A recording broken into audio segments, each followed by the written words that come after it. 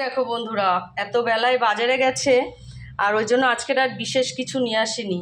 দেখো, এইটা হচ্ছে ওই আর মাছের মাথা নিয়ে এসছে, অল্প করেই নিয়ে এসছে, কারণ আজকে আমরা কেউ খাবো না, আমার শাশুড়ি মা খাবে আর বাচ্চাগুলো খাবে।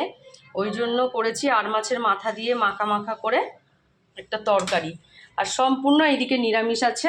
এখানে আছে পটল ভাজা, এখানে আছে দেখো সাদা ভাত আছে, এখানটায় পটল ভাজা আছে, এখানে আছে এই দেখো ঢ্যাঁড়স ভাজা, আর এটা আছে একটা পুঁই শাকের চচ্চড়ি নিরামিষ, আজকেরও বানিয়েছি, কালকে ভালো খেয়েছিল।